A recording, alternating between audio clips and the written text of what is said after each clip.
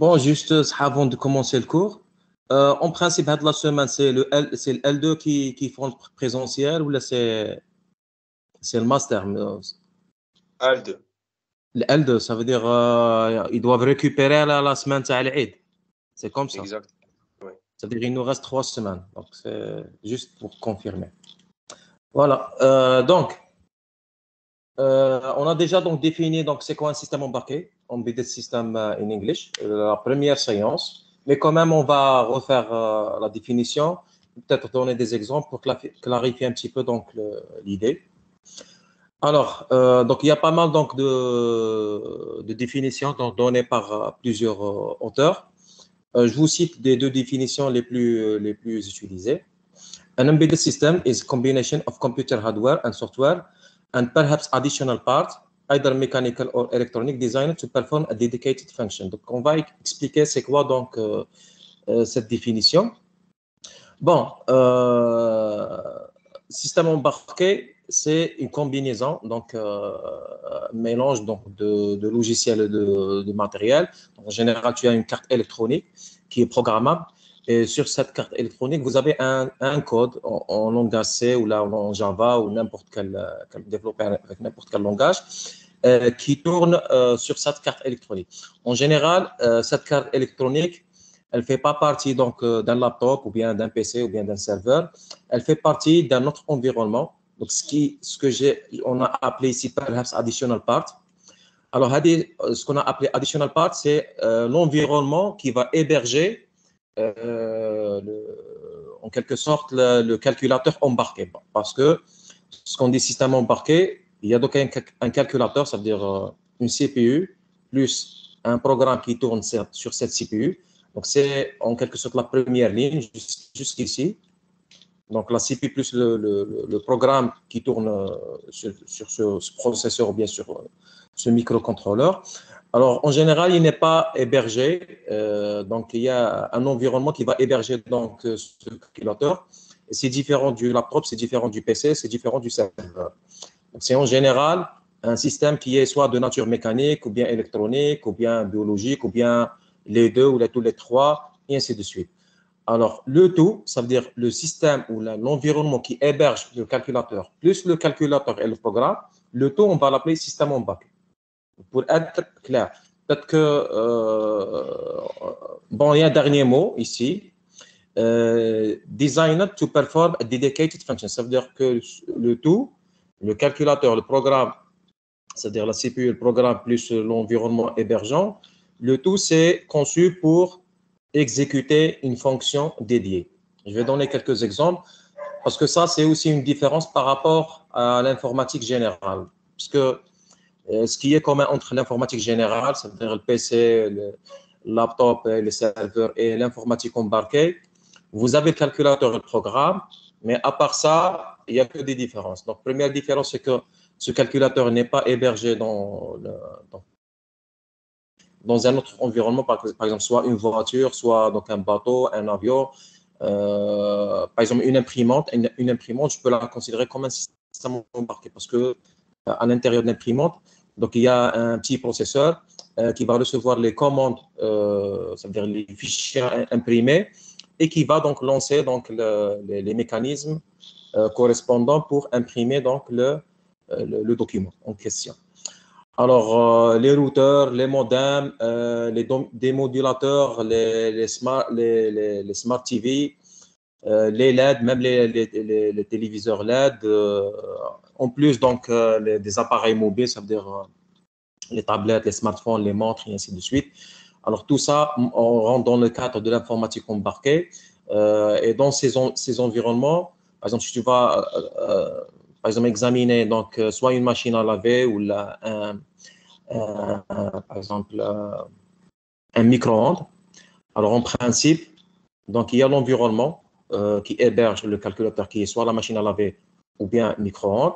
Et vous avez une puce, en général microcontrôleur. Donc, microcontrôleur, pour simplifier, c'est juste une CPU plus la RAM, plus ROM, plus quelques interfaces ou l'équipement d'entrée-sortie. Alors, le tout, ça veut dire gravé dans une même puce ou là, dans un même circuit électronique. On va l'appeler microcontrôleur, c'est-à-dire RAM plus la CPU plus d'autres composants gravés sur le même circuit. Tout ça, on va l'appeler microcontrôleur. Alors, soit dans la machine à laver ou bien le micro-ondes, tu vas trouver donc ce microcontrôleur qui va exécuter un certain programme. Par exemple, pour la machine à laver, le programme, il va exécuter une tâche dédiée, c'est-à-dire une seule tâche tout le temps, c'est-à-dire jusqu'à l'infini. C'est-à-dire à chaque fois qu'on démarre la machine à laver, le même programme s'exécute jusqu'à l'infini. Et ce programme, qu'est-ce qu'il fait? Il fait une tâche spécifique ou bien dédiée.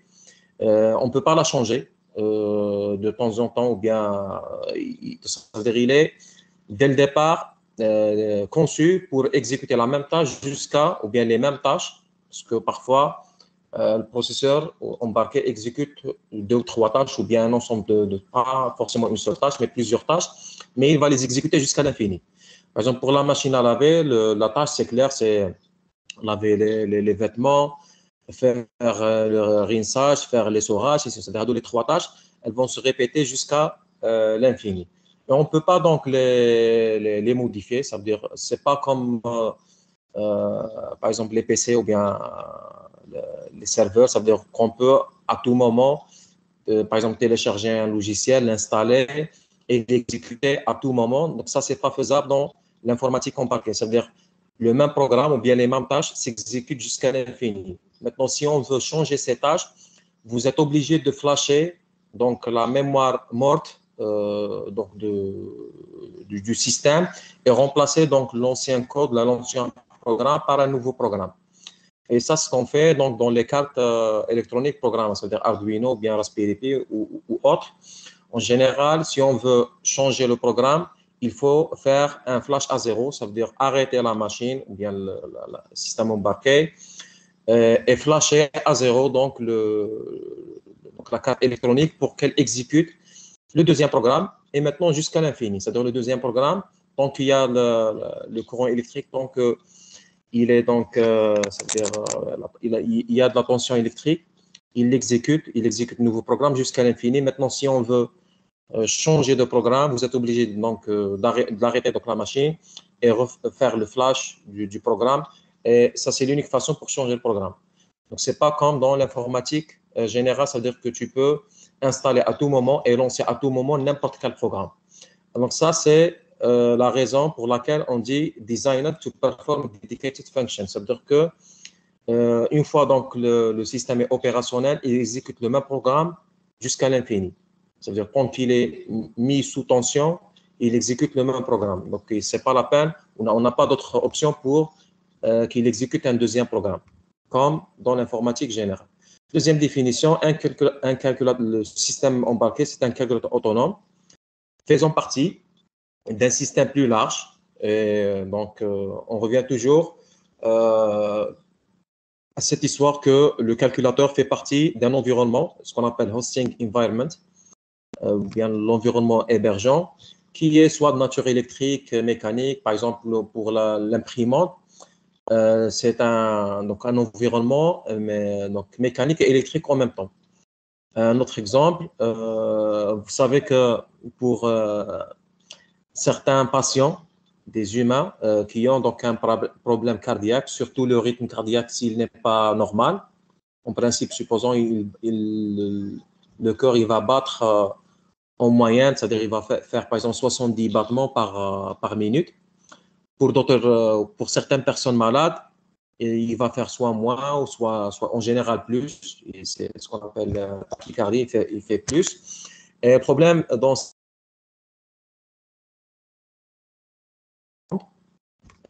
parfois, il y a des ondes manquantes. Il y a des ondes qui sont présentes dans le rythme. Parfois, il y a des ondes qui ne sont pas présentes. Ça, c'est un problème parce qu'il peut causer donc, la mort subite du patient. Alors, pour régler ça, parce qu'on a en principe une défaillance dans l'une des cellules qui existent dans le cœur, surtout les oreillettes. Dans les oreillettes, en principe, il y a des cellules qui vont lancer un courant électrique qui va causer la contraction et la contraction normale du cœur. Maintenant, si ces cellules sont défaillantes, alors le courant électrique qui va causer la contraction, que ce soit du ventricule et des oreillettes, n'existe pas. Et pour cette raison, vous aurez des rythmes irréguliers, c'est-à-dire des battements pour lesquels des ondes sont absentes. Maintenant, pour régler ce problème, les médecins vont donc ça veut dire, mettre dans le corps du patient une puce. On va l'appeler pacemaker.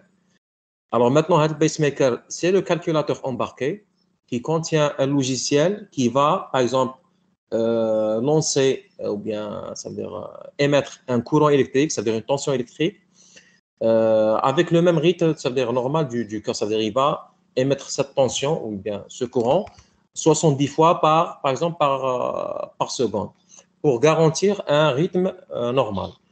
Et bien sûr, il y a un programme qui va lancer donc, ce courant électrique 70 fois par minute.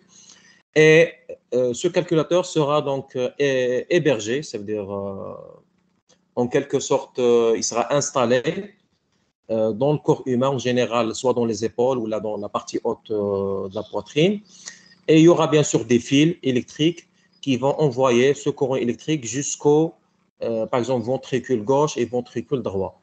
Alors, ça veut dire assurer donc l'arrivée de ce courant électrique et assurer un rythme normal. Donc, un fait d'exemple, l'environnement hébergeant, c'est un environnement biologique. C'est-à-dire ici, j'ai donné des exemples, mais je n'ai pas couvert tous les cas. C'est-à-dire un génie électrique, mécanique, par exemple, quand tu as l'imprimante, aéronautique, les avions, hydraulique, pour le cas, par exemple, tu as les voitures, parce que pour freiner donc la voiture, en principe, il y a un système hydraulique qui est, ça veut dire, utilisé. Alors, qui remplit une fonction dédiée, on l'a déjà spécifié. En général, cette fonction, une tâche ou bien quelques tâches qui s'exécutent de manière indéfinie. Ça veut dire qu'en général, on ne va pas, ça veut dire, les changer à tout moment ou bien de manière, ça veut dire, aisée.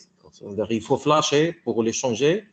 Il faut tout d'abord flasher donc la carte électronique pour cela. Donc, ce n'est pas facile comme dans le cas de l'informatique générale. Alors, cette tâche dédiée, j'ai donné donc beaucoup d'exemples. Pour le cas d'un robot, par exemple, on va supposer la marche autonome du robot, c'est la tâche dédiée.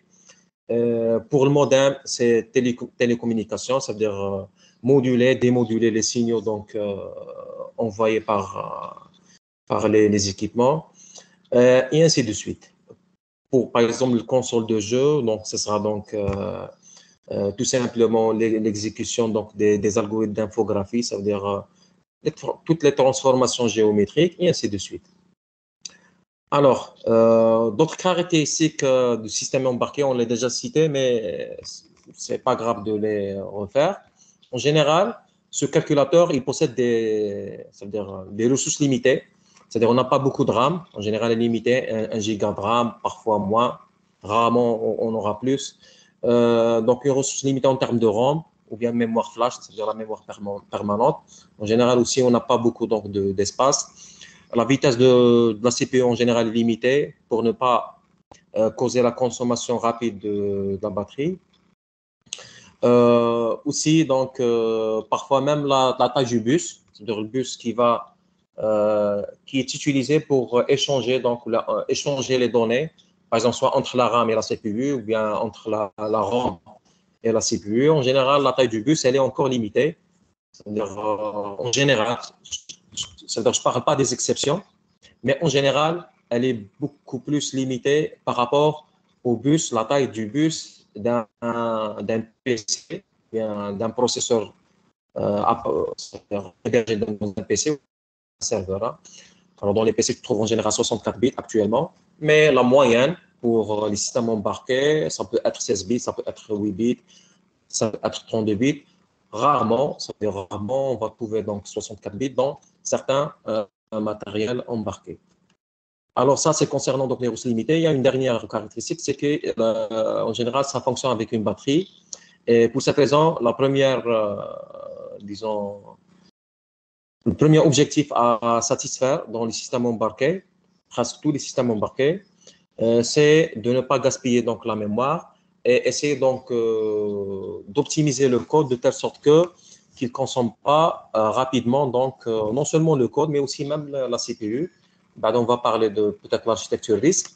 Donc, c'est une architecture dans laquelle, ça veut dire, on va réduire le nombre d'instructions offertes par le processeur. En général, un processeur qui n'est pas risque, il peut offrir plus de 80, parfois plus de 100 instructions possibles. Et les processeurs risques, en général, ils offrent, bon, je vais vous donner des exemples. Par exemple, le processeur ou le microcontrôleur PIC, il offre 36 instructions. C'est-à-dire le jeu d'instructions de la CPU PIC. PIC, c'est une marque de microcontrôleur. Elle offre exactement 36 instructions. Maintenant, si tu as moins d'instructions, ça veut dire que la complexité de la CPU est moindre. C'est-à-dire qu'il y a moins de transistors. S'il y a moins de transistors, automatiquement, on consomme moins d'énergie.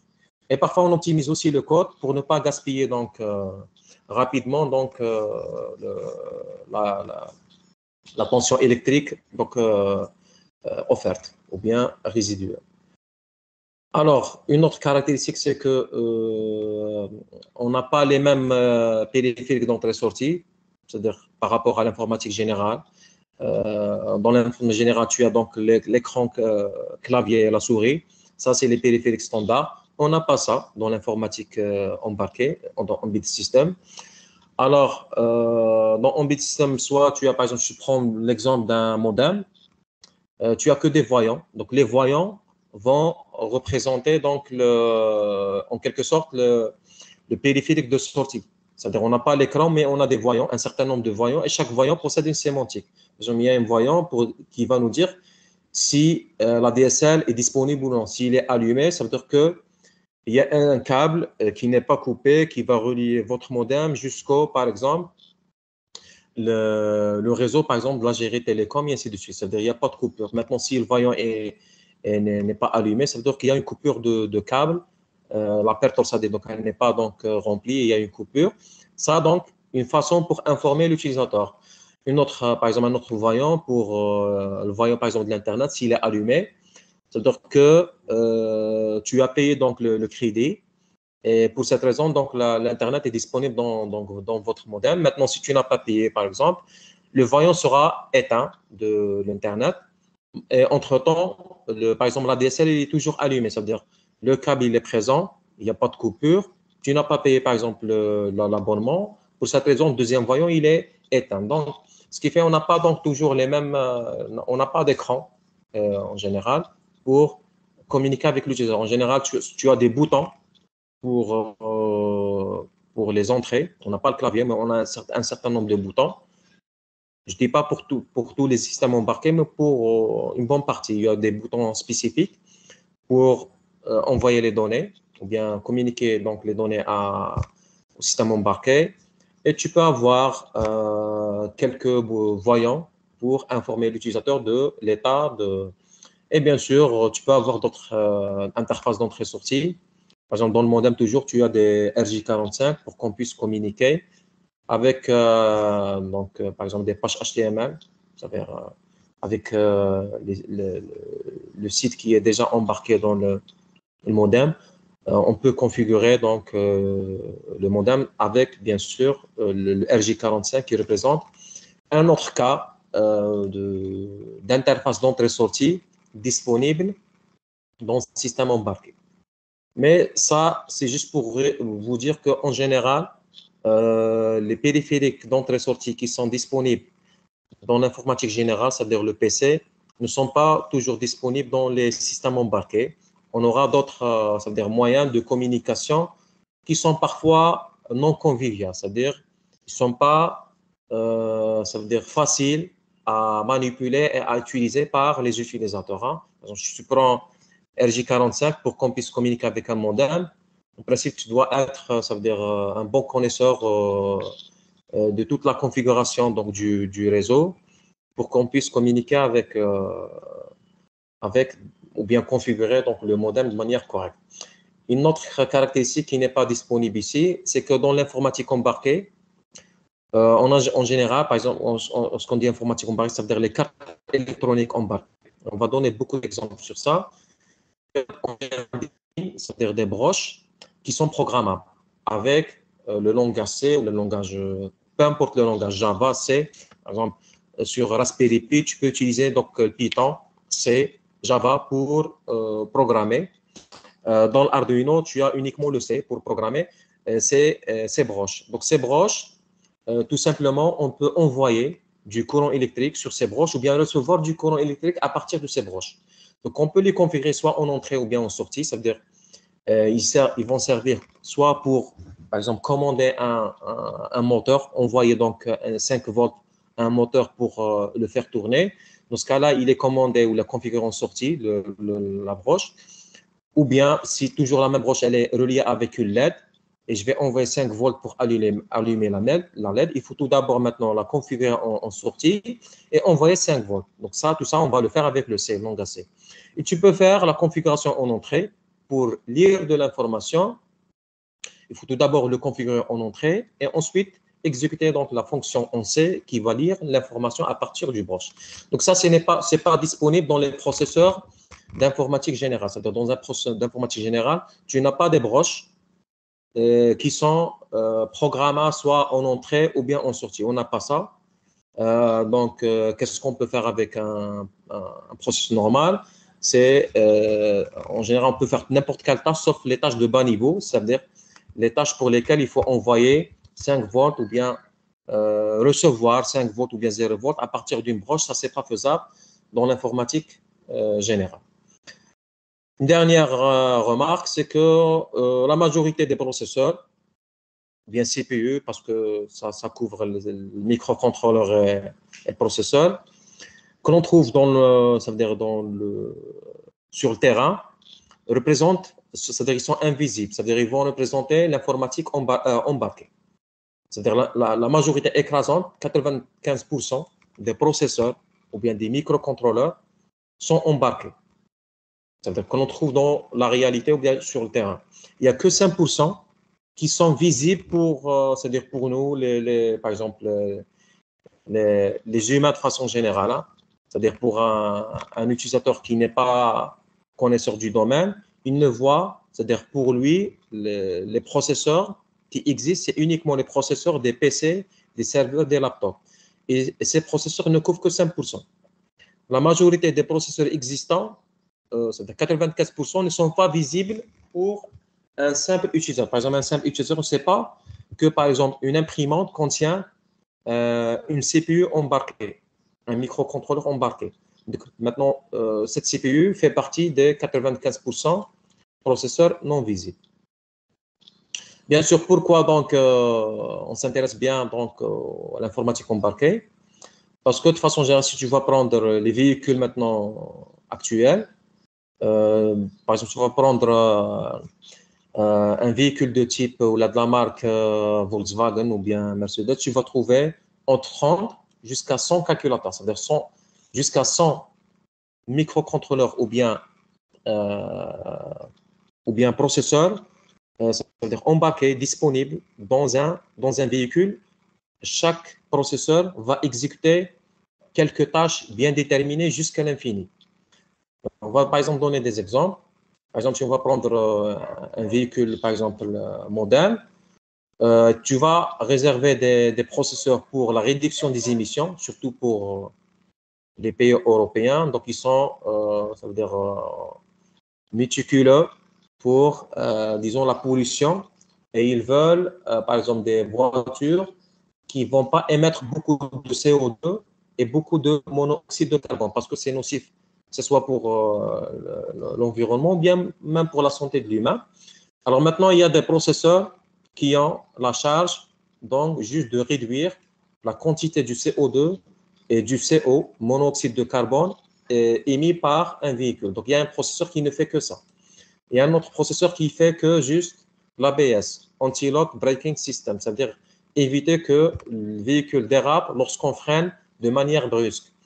Donc ça, il y a un programme qui s'exécute sur un calculateur autonome indépendant qui n'assure que cette tâche.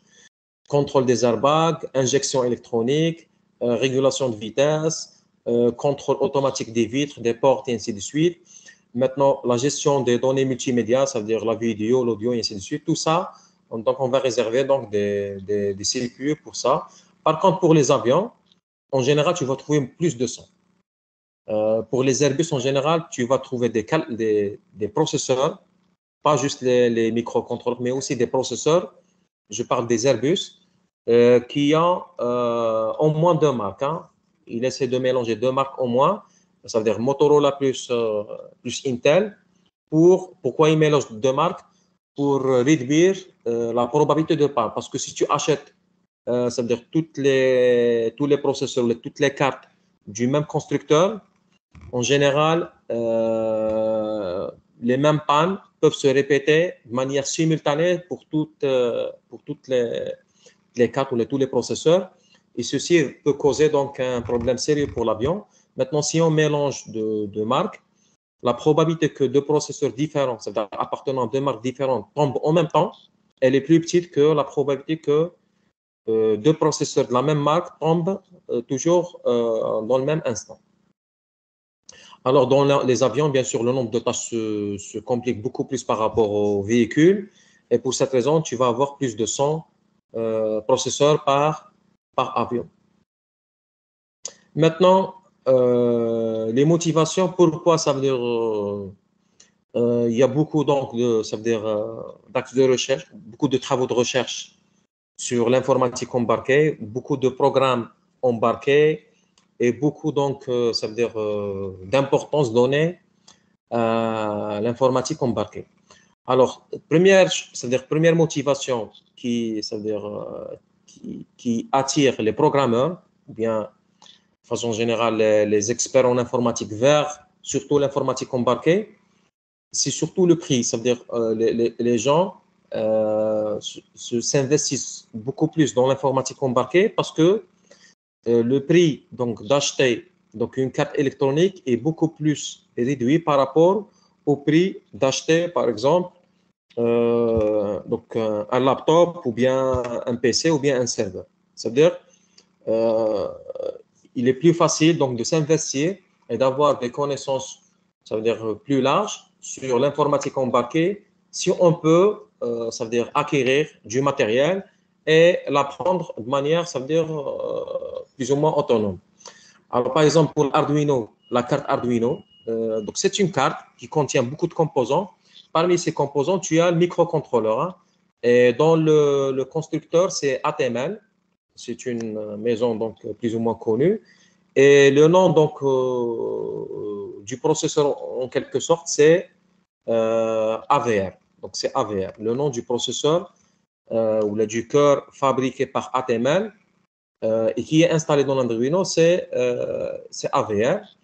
Avec d'autres composants, bien sûr, toujours installés sur la même carte, le coût, c'est $25. Par contre, le coût moyen donc d'un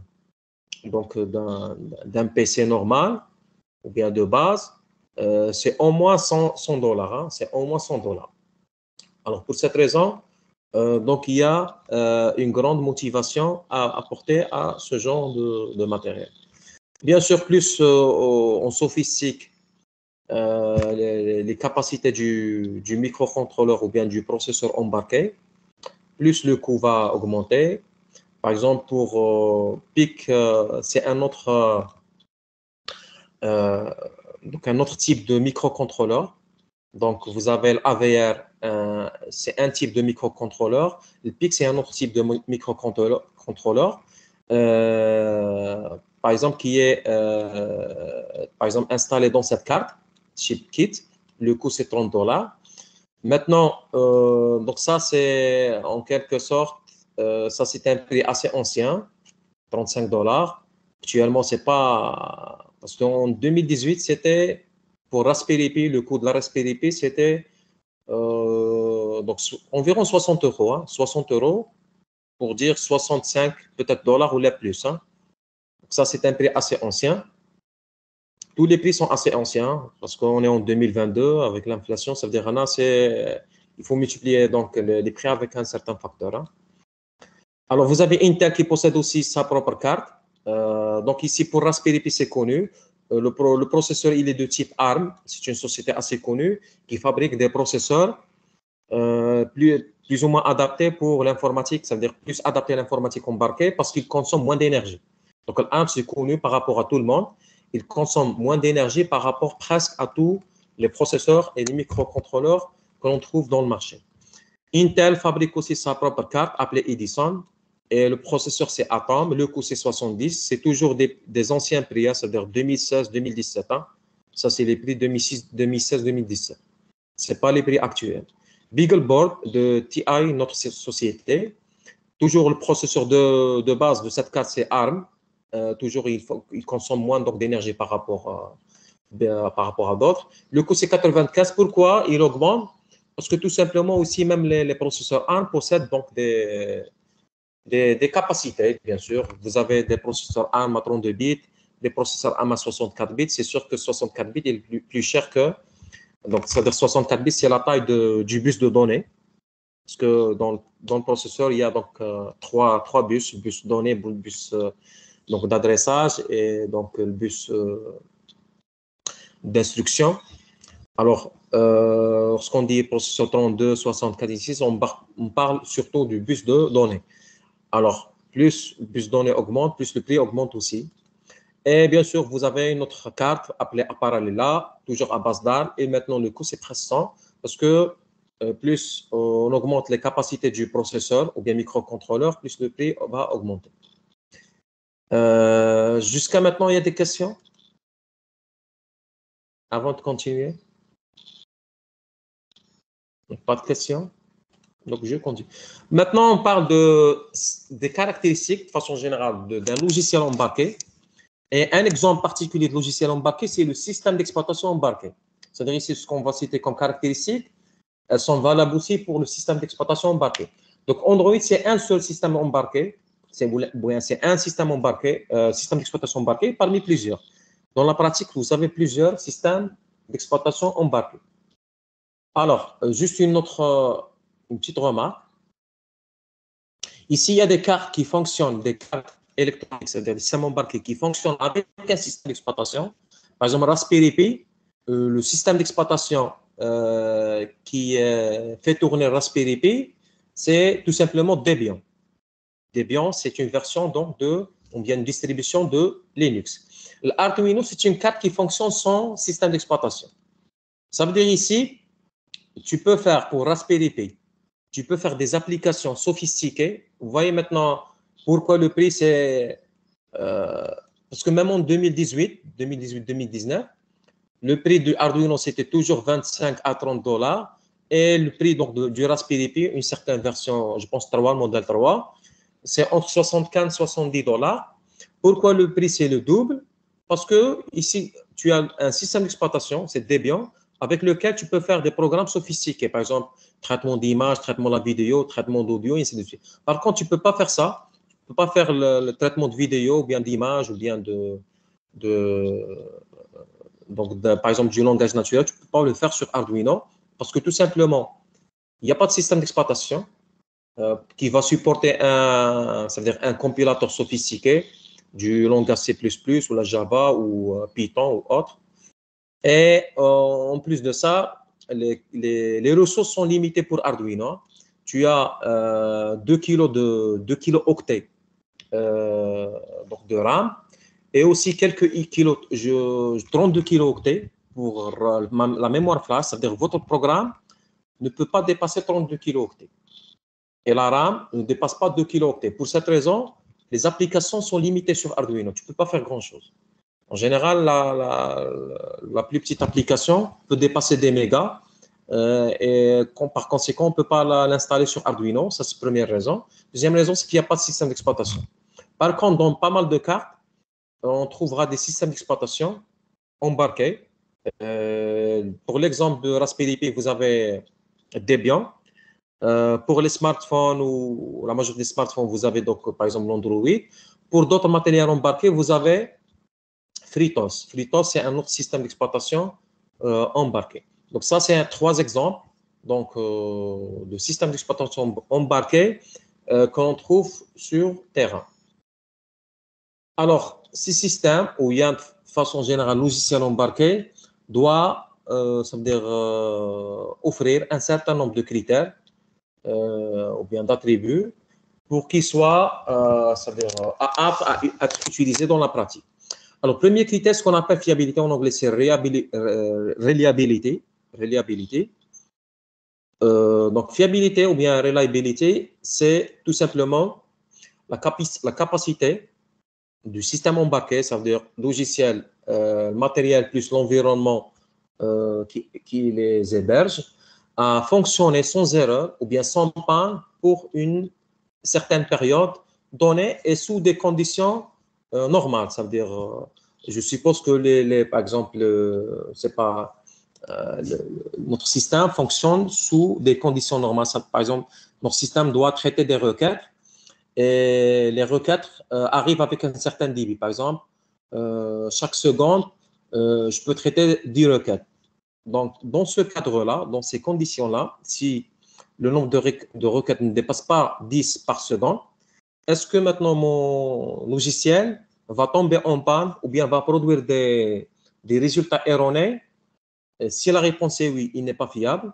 Et pour une durée bien déterminée, qui est fixée par les experts, ça peut être une journée, ça peut être une semaine, un mois. Alors, si pour cette période donnée, il ne va pas donner des résultats erronés, il ne va pas produire des résultats erronés, il ne va pas tomber en panne, maintenant il est fiable. Maintenant, s'il va faire des erreurs ou bien il va tomber en panne de temps en temps, sous toujours les mêmes conditions, ça veut dire que le nombre de requêtes ne dépasse pas la limite que l'on a déjà imposée ou bien les experts ont déjà imposé. Dans ce cas-là, s'il va tomber en panne de temps en temps, la fiabilité elle est touchée et elle sera représentée avec un pourcentage entre 0 et 1. Et ça va représenter donc en quelque sorte le pourcentage de ne pas, ou bien si je vous donne par exemple un pourcentage de 90%, cela veut dire que dans 10% du temps, notre système va tomber en panne. Ça veut dire si notre période de test c'est une journée et la fiabilité est égale à 90%, ça veut dire que tout simplement, sur 10 jours, je vais tolérer que mon programme va faire une seule erreur sur 10 jours. Ça, c'est le maximum. Alors, bien sûr, les seuils de fiabilité, en principe, seront fixés par les experts du domaine. En principe, chaque application doit imposer en quelque sorte ses besoins en termes de seuil concernant soit la fiabilité ou bien la disponibilité, la sécurité et ainsi de suite. C'est-à-dire chaque problème va imposer ses limites qui doivent être respectées par le système embarqué. Alors, maintenance, c'est la facilité avec laquelle le système ou bien le programme embarqué est réparé ou bien modifié. Et bien sûr, pour assurer ça, la maintenabilité, il faut écrire un code modulaire, ça veut dire qu'il faut le découper en modules, soit des classes. En général, la majorité des langages de programmation offrent les notions de classe, de package, et ainsi de suite. C'est-à-dire que vous devez diviser votre programme en package, le package en classe, et ainsi de suite. Et vous devez aussi documenter votre code. Ça veut dire, à côté de chaque ligne, il faut commenter ou bien écrire un commentaire pour qu'on puisse, ça veut dire, corriger facilement la ligne en question si jamais il y a une erreur. Alors, pourquoi on insiste aussi pour la fiabilité? C'est-à-dire avoir une fiabilité qui satisfait les limites données par les experts. Parce qu'en général, les systèmes embarqués, on n'a pas toujours les moyens, c'est-à-dire en général, tu n'as pas toujours les moyens qui facilitent l'accès au système embarqué. Parce que parfois, le système embarqué, il est installé soit dans un environnement qui est hostile ou bien à accès difficile. Supposons que tu as un capteur, des capteurs qui détectent par exemple la température dans une forêt et qui envoient ces données-là, ces températures, à ce qu'on appelle un sync, tout simplement ce qu'on appelle gateway. En quelque sorte, il peut s'agir d'une carte électronique embarquée telle que Raspberry Pi, ou bien carrément un petit serveur, mais qui est en général, le sync, il est en général doté d'une énergie permanente. C'est-à-dire en général, il ne fonctionne pas uniquement avec la batterie, mais il fonctionne aussi avec une énergie permanente. Alors ici, le programme que je vais installer dans le capteur qui détecte détecteur de température, il doit faire sa tâche de manière fiable. Parce que je suppose que la forêt, elle n'est pas facile à accéder. C'est difficile d'accéder à la forêt. Et ce qui fait qu'on n'a pas toujours le temps pour soit maintenir, ou bien les moyens, ou bien les ressources, pour maintenir le code, c'est-à-dire le changer, ou bien réparer en cas de panne, pour réparer ces capteurs-là. Si jamais le code va faire des bugs et ainsi de suite. C'est-à-dire là, il faut avoir en tête que les systèmes embarqués, parfois, on n'a pas un accès facile à ces ressources-là. Ils sont placés soit dans des environnements qui ont un accès difficile, ou bien dans un environnement hostile, donc il n'y a pas de sécurité, ou bien carrément, on ne peut pas l'atteindre, on peut juste communiquer à distance dans le cas des sondes envoyées donc, aux planètes telles que Mars et ainsi de suite. Donc, on n'a pas toujours un accès facile à ces ressources-là. Pour cette raison, on insiste sur la fiabilité. Il faut que, par exemple, qu'on garantit que le logiciel va fonctionner sans erreur pour une longue durée. Par exemple, si tu vas dire 90%, et maintenant la durée du test c'est une année, cela veut dire que votre système il va tomber en panne une fois chaque 10 ans. Maintenant, c'est tolérable. Maintenant, même s'il tombe une fois dans tous les 10 ans, c'est tolérable parce qu'on va pas tout simplement, on va pas le corriger, on va pas réparer ce matériel, on va tout simplement le remplacer par un autre. Et on a une autre garantie qui va vivre 10 ans donc supplémentaires. Alors, c'est ça donc la politique derrière donc, ces critères. Alors, disponibilité, presque la même chose, sauf que disponibilité, ça veut dire le pourcentage du temps pour lequel, ou durant lequel le système n'est pas accessible. C'est-à-dire, parce que ici, fiabilité, c'est possible que le système est accessible, c'est-à-dire je peux envoyer des requêtes à mon capteur, il va me donner donc des réponses, mais parfois erronées. C'est-à-dire si je dis 10% donc, ou la 90% de fiabilité, c'est-à-dire 10% du temps, il peut m'envoyer des données erronées, mais il est toujours disponible, c'est-à-dire il peut toujours répondre. Il y a ici disponibilité ou bien en anglais availability, c'est-à-dire que tout simplement le système n'est pas disponible, c'est-à-dire j'envoie une requête, il n'y a pas de réponse. Donc c'est ça la différence entre reliability et availability. Availability, ça veut dire que tu envoies une requête à votre système embarqué, par exemple un capteur qui va détecter donc les incendies dans la forêt. J'envoie donc des requêtes à ces capteurs. Maintenant, ils ne m'envoient pas de réponse parce que tout simplement, ils sont en panne à cause de n'importe quelle raison. Par exemple, à cause de l'épuisement de la batterie. Maintenant, ils peuvent devenir indisponibles. Alors, donc tout simplement, c'est le rapport entre la durée donc de fonctionnement du système embarqué par rapport à la durée totale. La durée totale, elle est fixée par les experts. Ça peut être une semaine, un mois ou bien plus.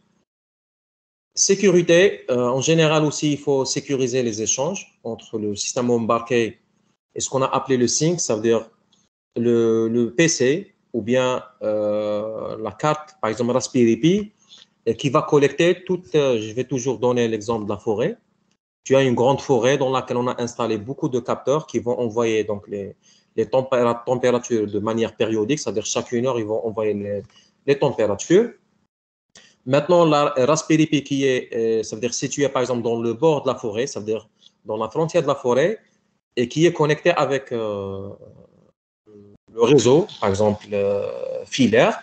En plus, il a une énergie permanente. C'est ça par définition donc le sync, ou bien le gateway, ou bien donc vous avez plusieurs appellations. Moi, l'implémentation, ça peut être un PC normal, comme ça peut être une simple carte électronique, mais de grande puissance, c'est-à-dire au moins Raspberry Pi.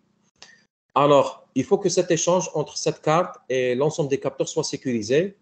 Ça veut dire que, à la limite, un élément donc intermédiaire, il ne peut pas connaître la valeur des températures échangées. Donc, il faut soit crypter ça, soit utiliser donc d'autres technologies telles que l'anonymat et ainsi de suite. Parce que pour assurer la confidentialité, vous avez donc plusieurs solutions. Cryptographie symétrique ou bien asymétrique, c'est une solution. Vous avez aussi les techniques de vie privée. Entre autres, vous avez l'anonymat, ça veut dire juste cacher l'information. Il ne faut pas donc la crypter. il faut juste la cacher avec avec un certain nombre d'algorithmes. Alors, vous avez aussi donc l'énergie, la faible consommation d'énergie. Ça, c'est, tu peux dire, le critère qui est commun à tous les systèmes embarqués. Par définition, ou presque 99% de tous les systèmes embarqués donc, fonctionnent avec des batteries.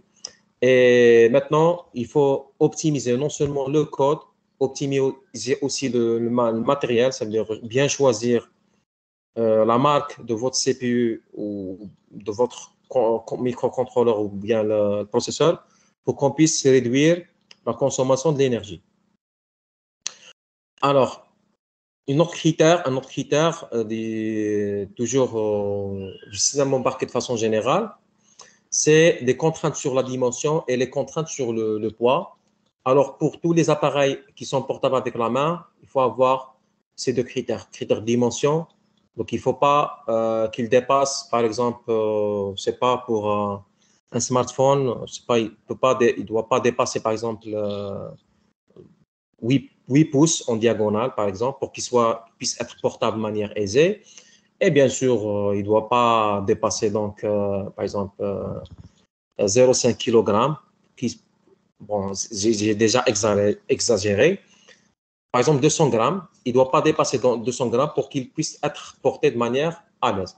Dernier critère pour les logiciels embarqués, ce qu'on appelle tolérance aux fautes. Alors, je vais donner peut-être des exemples pour expliquer ça. Donc, tolérance aux fautes, parfois on l'appelle aussi dégradation harmonieuse des performances. Donc, c'est pour moi des critères qui marchent ensemble. C'est-à-dire, pour assurer ta tolérance aux fautes, tu dois assurer ce qu'on appelle dégradation harmonieuse des performances. Supposons, tu as un système embarqué, un smartphone ou une tablette, pour laquelle, ou pour cette tablette, par exemple, supposons la batterie est faible, moins de 10%. Avant qu'elle arrive à 10%, supposons lorsque le niveau donc, de la tension se dégrade, à chaque fois que le niveau de la tension se dégrade avec 10%, le système d'exploitation, s'il est tolérant aux fautes, il va masquer ou là, il va bloquer un certain nombre de fonctionnalités. Par exemple, si la batterie est, par exemple, le niveau de la batterie est bon, donc toutes les fonctionnalités du smartphone, toutes les applications mobiles du smartphone peuvent être utilisées. C'est-à-dire, je peux allumer la torche, je peux utiliser les jeux et ainsi de suite. C'est-à-dire tout, lorsqu'on dit jeu, ça veut dire il va non seulement consommer donc la carte GPU, mais il peut consommer aussi donc la carte audio, c'est-à-dire émettre des sons, et ceci va aussi donc consommer donc épuiser la batterie, et ainsi de suite. Alors plus la batterie se dégrade, plus le système d'exploitation, par exemple Android, il va bloquer certaines applications. Par exemple, il va bloquer en premier lieu les jeux. Tous les jeux seront bloqués.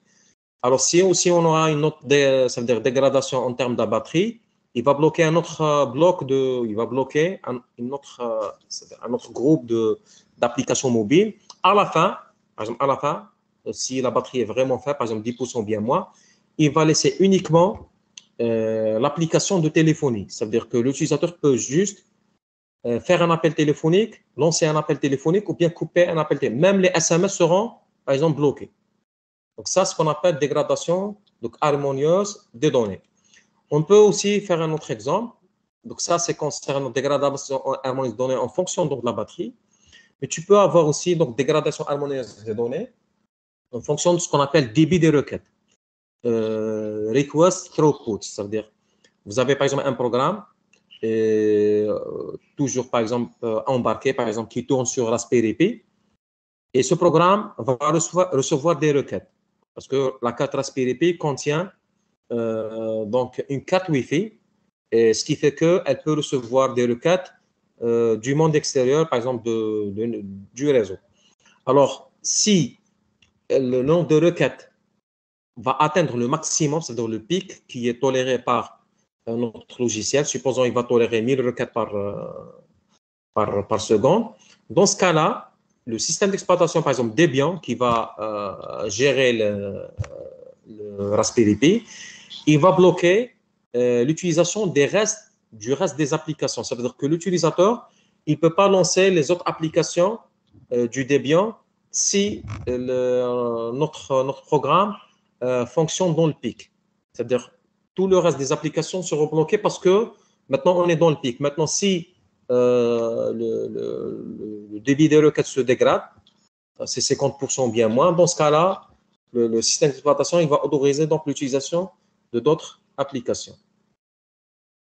Alors, le coût, c'est un autre critère qui a, on l'a déjà cité, qui a motivé les investissements, et, disons, les gens qui programment, ils s'investissent beaucoup plus dans les systèmes embarqués à cause du coût. Alors, je vais juste faire une petite comparaison. Si tu vas prendre le prix moyen, ici, ce n'est pas processeur, mais c'est microcontrôleur. Hein. Il y a juste une petite erreur. Ici, ce n'est pas processeur, mais c'est microcontrôleur de n'importe quelle nature. C'est-à-dire, je vais prendre toutes les marques possibles, et je vais prendre leur prix et diviser sur le nombre. Alors, en général, ce prix moyen est égal à 6 dollars. Je vous rappelle aussi, ça c'est, j'ai fait le cours en 2017. Donc, ces diapos sont créés en 2017. Donc, ça, c'est les prix du l'an 2017. Maintenant, les prix ont changé. On est en 2022, il y a une inflammation, donc il ne faut pas prendre, c'est-à-dire à la lettre, les prix mentionnés dans ce cours. Hein. Tout est changé. Donc, ça, c'est les prix de l'an 2017. Hein. Alors, le prix moyen, c'était en 2017, c'est 6 dollars d'un processeur embarqué. Par contre, le prix moyen d'un processeur d'informatique générale ou bien desktop processeur, ou bien l'informatique du bureau, c'est des synonymes, il est autour de 300. C'est-à-dire le minimum, c'était environ 100. Minimum, c'est 100. Mais tu peux dire que la moyenne, c'est 300. C'est-à-dire si tu vas prendre un processeur moyen, parce que vous savez qu'il y a donc des processeurs spécifiques pour le high performance computing ou bien pour les serveurs, surtout la marque Xeon d'Intel et Xeon Phi d'Intel.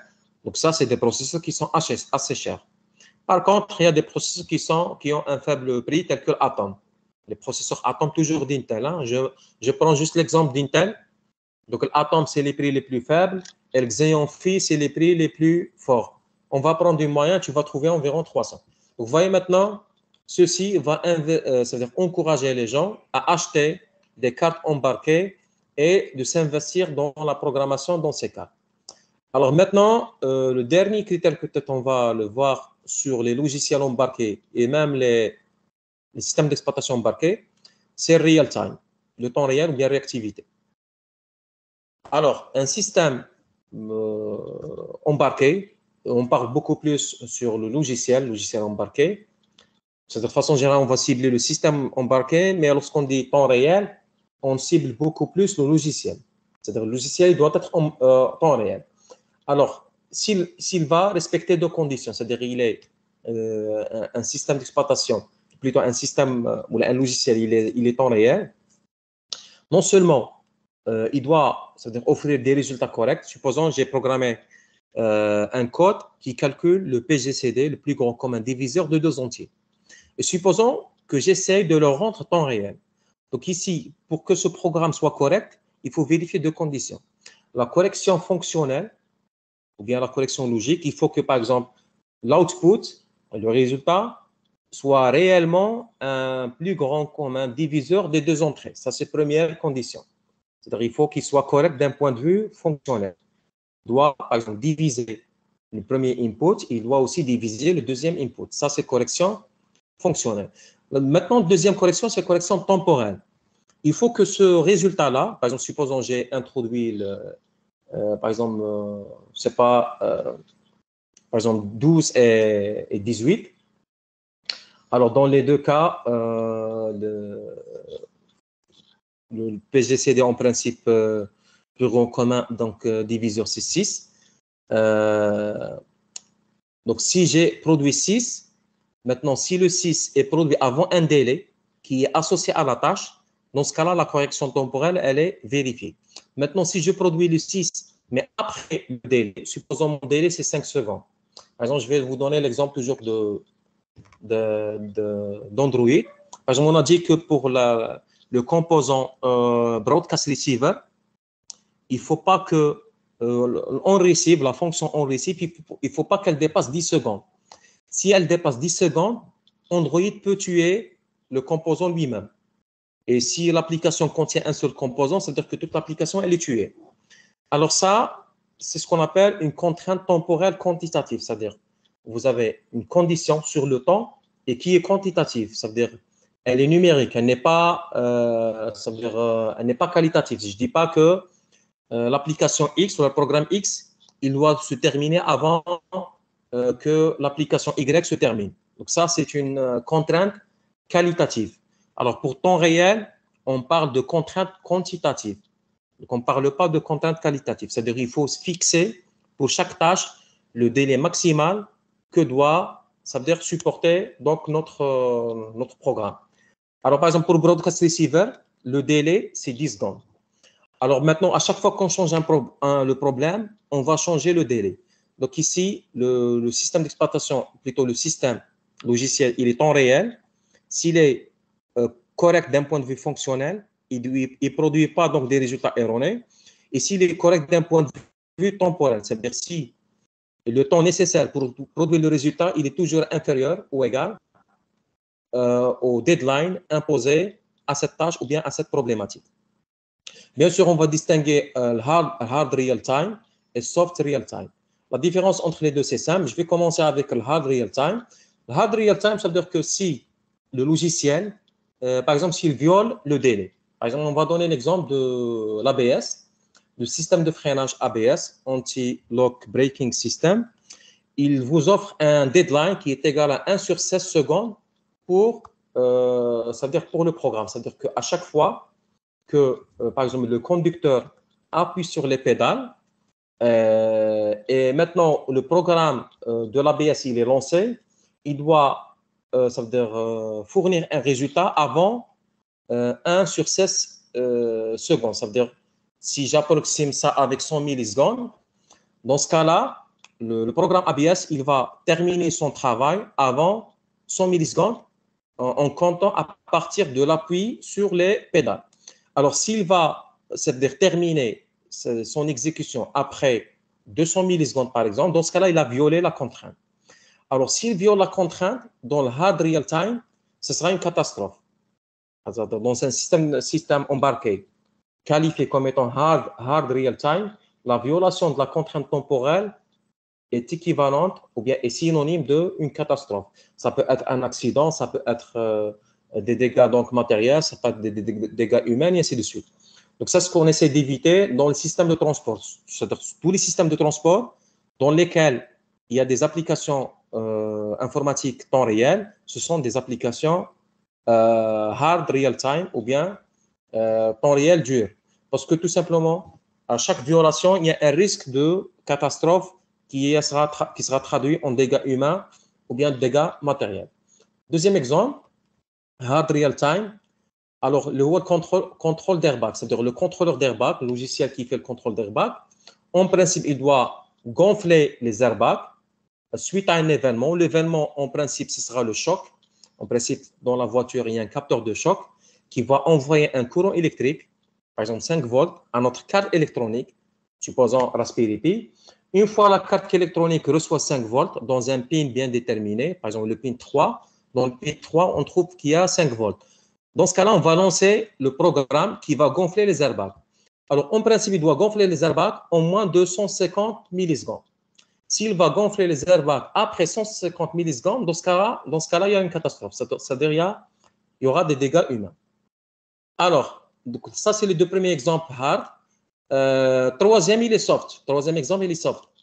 Alors, des exemples de soft real time, c'est toutes les applications embarquées pour lesquelles, si on viole le délai, il n'y aura pas de catastrophe, mais tout simplement, l'appréciation de l'utilisateur sera touchée.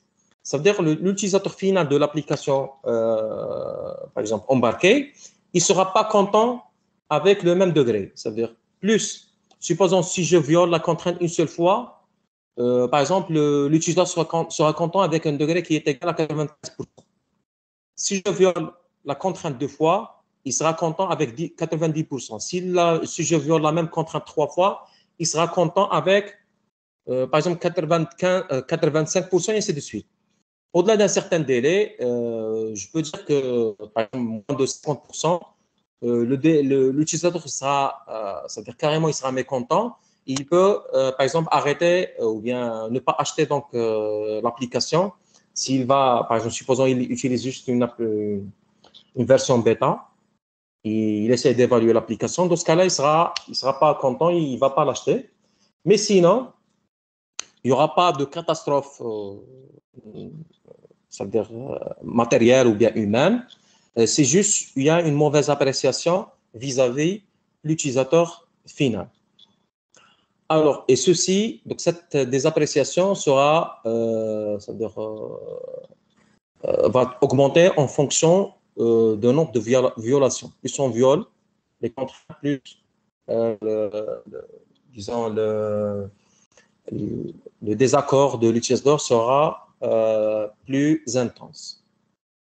Alors, dans cet exemple, supposons que tu as une vidéo dont la vitesse est 25 frames par seconde. C'est-à-dire, dans cette vidéo, on va afficher 25 images par seconde. Supposons que j'ai un programme qui est Soft Real Time, qui peut être exécuté dans n'importe quelle carte embarquée, Raspberry Pi, Beagleboard, et ainsi de suite. Maintenant, ce logiciel ou système embarqué, il est qualifié comme étant Soft Real Time. Par exemple, supposons que j'ai un logiciel qui va, par exemple, cadrer. Il va essayer toujours de faire un cadre, supposons, dans un exemple, si on a le... Voilà, supposons ça, c'est une image. Alors, donc ça, c'est l'image, par exemple, envoyée à la carte Raspberry Pi. Notre logiciel, l'objectif de notre logiciel, c'est faire un cadre sur cette voiture. Donc, supposons qu'il y a une caméra sur une autoroute ou sur une certaine route et on veut cadrer toutes les voitures qui passent. Ça veut dire tracer un cadre ou bien un boss qui va englober donc la voiture. Alors, pour tracer ce cadre-là, il faut du temps, il faut exécuter un programme de traitement d'image, un programme de segmentation qui va occuper un certain temps ou là qui va consommer un certain temps d'exécution. Donc maintenant, si ce temps d'exécution dépasse 40 millisecondes, parce que pour votre information, 25 images par seconde, si je divise une seconde par 25, je vais trouver 40 millisecondes. Ça veut dire que pour chaque image, j'ai uniquement 40 millisecondes pour cadrer la voiture. Maintenant, si dans l'image, il y a plusieurs voitures, tu dois cadrer toutes les voitures en moins de 40 millisecondes. Ça veut dire que parfois, s'il y a beaucoup de voitures, on risque de violer la contrainte à 40 millisecondes. Maintenant, si on viole la contrainte du 40 millisecondes, en principe, il y a juste c'est-à-dire il n'y aura pas de dégâts donc, matériels ou bien humains. C'est juste que l'utilisateur final ne sera pas content à cause de ce qu'on appelle les erreurs commises par les logiciels. Parce qu'une fois l'image donc, est ratée, dans ce cas-là, le cadrage n'est plus correct.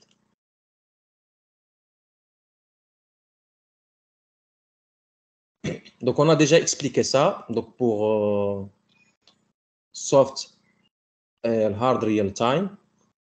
Donc, on donne beaucoup d'exemples sur soft et hard real time.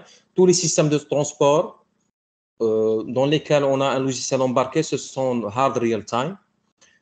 Aussi, donc, tout ce qui concerne le contrôle de, par exemple, les tours de contrôle dans les aérodromes. Si par exemple, on utilise des logiciels comme ça, ce sont des hard real time.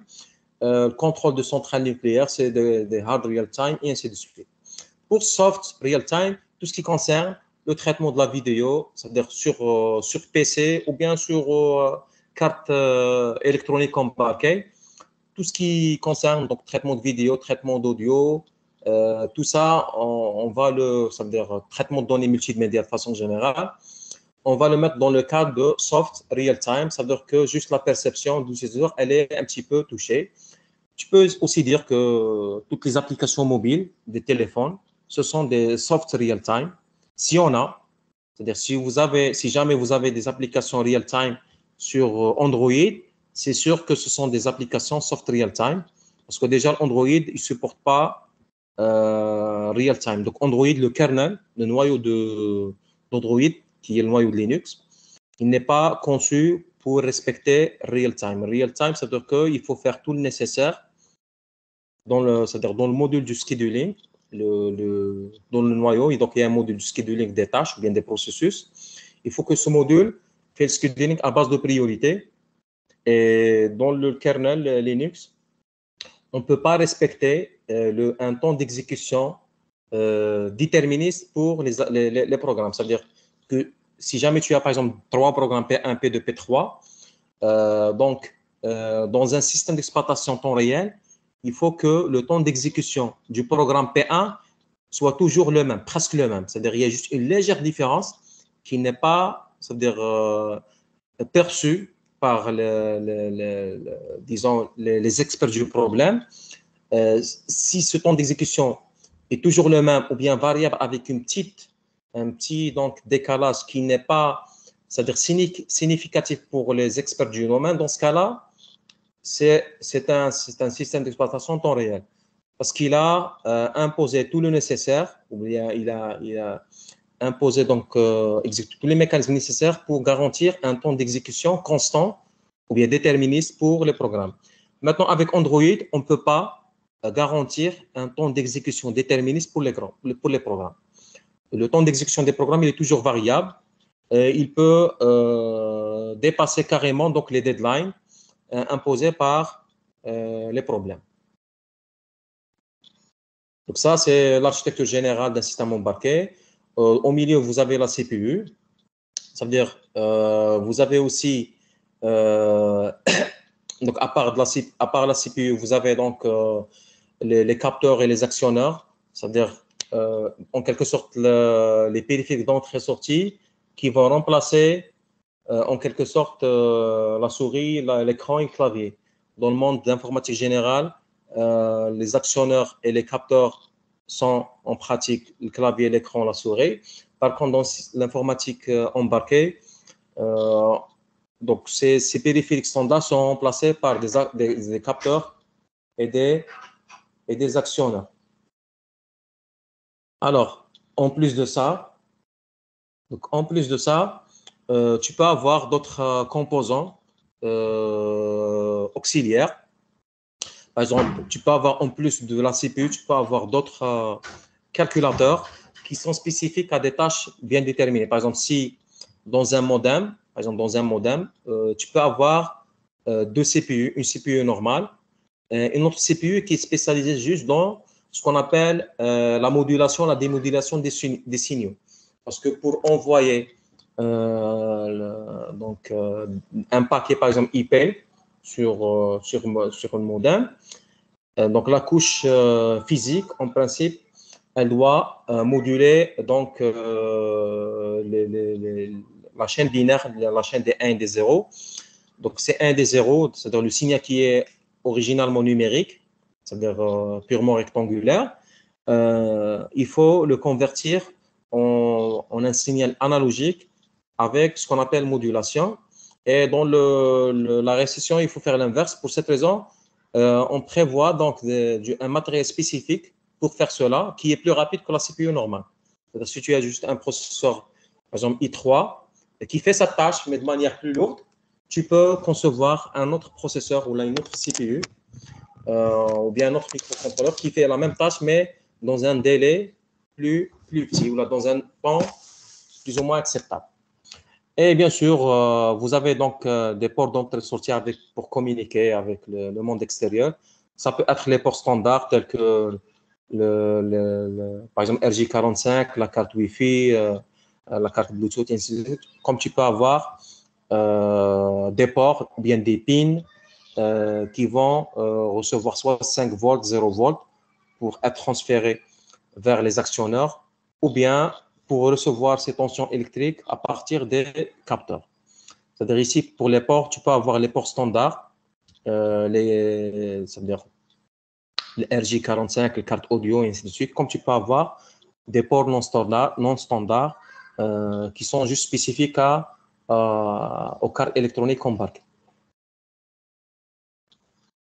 Donc ça, on a déjà parlé donc de microcontrôleur. On a dit c'est juste un circuit électronique qui va englober dans la même puce ou bien dans le même circuit tous les composants, ça veut dire RAM, ROM, la CPU, éventuellement d'autres composants tels que les convertisseurs analogiques numériques. Parce que, par exemple, si tu vas envoyer une température à partir de l'extérieur, donc cette température, ce sera une tension électrique, par exemple, qui varie entre 0 jusqu'à 5 volts. Alors, cette tension, il faut la coder de manière numérique, c'est-à-dire avec des 1, des 0. Par exemple, si je vais la coder en 4 valeurs, par exemple, très basse, basse, moyenne et haute. Supposons que c'est ça les 4 valeurs, 00, 10, 01 et 11. Alors, ce codage-là, à partir de la tension, supposons que j'ai 3 volts, qui sera codé, par exemple, en tension moyenne. Alors, cette conversion entre 3 volts jusqu'à la valeur, par exemple, 1, 0, qui va représenter la tension moyenne. Alors, ce codage-là, c'est ce qu'on appelle conversion analogique numérique. Et tu peux faire l'inverse, conversion digital vers, bien digital to analogique, donc data. Alors, ça, il y a en principe des circuits électroniques qui vont faire cette conversion. En pratique, ce circuit il va juste implémenter des if. Par exemple, si la tension est supérieure à, par exemple, 3,5, je vais coder ça comme étant de 1, c'est-à-dire 1, 1. Si elle est entre 3,5 et 2, je vais coder ça comme étant 1, 0. Si elle est entre 2,5, ou là, par exemple 2,5 et 1,5, je vais la coder comme étant 0, 1, c'est-à-dire la tension basse. Si elle est inférieure à 1,5, je vais la coder comme étant double 0. Alors, ces 4 if seront c'est-à-dire implémentés ou bien c'est-à-dire réalisés grâce à des circuits électroniques qu'on va les appeler convertisseurs analogiques numériques. Alors, tout ça, c'est intégré dans un même circuit. On va l'appeler microcontrôleur. Alors, pour les systèmes embarqués, la majorité, je ne dis pas tous, mais la majorité fonctionne avec l'architecture Harvard et non pas avec l'architecture von Neumann. Par contre, pour l'informatique générale, ça veut dire les processeurs que l'on trouve sur PC, laptop et serveur, ils fonctionnent, la majorité fonctionne avec l'architecture von Neumann. La différence, elle est très simple. Pour von Neumann, j'ai une seule mémoire dans laquelle je vais mettre le code, c'est-à-dire j'ai un programme qui s'exécute ou un processus qui contient non seulement une partie code et une partie donnée. Alors, si je stocke les deux, la partie code et la partie donnée dans la même c'est-à-dire, espace mémoire, le même espace mémoire, par exemple, les deux dans la même RAM, alors dans ce cas-là, on parle de l'architecture von Neumann. Et dans l'architecture von Neumann, la RAM, elle est connectée avec un seul bus donné. Il y a un seul bus donné qui va connecter la RAM avec CPU. Donc, ce qui fait qu'on ne peut pas faire le parallélisme entre l'exécution des instructions et le chargement des instructions. Parce qu'avant d'exécuter l'instruction, il faut tout d'abord la charger dans le registre d'instruction. Donc, dans ce cas-là, je ne peux pas faire les deux en même temps, c'est-à-dire charger l'instruction dans le registre d'instruction et exécuter la même instruction ou bien la même instruction donc dans notre machine. C'est pas faisable c'est-à-dire c'est pas faisable de faire le parallélisme dans von Neumann. Il faut faire ça en séquence. Par contre, dans Harvard, l'architecture Harvard, et qui est suivie par la majorité des systèmes embarqués. Je ne dis pas tous, parce qu'il y a des systèmes embarqués qui suivent le von Neumann. Alors, dans ce cas-là, tu as deux espaces mémoire séparés.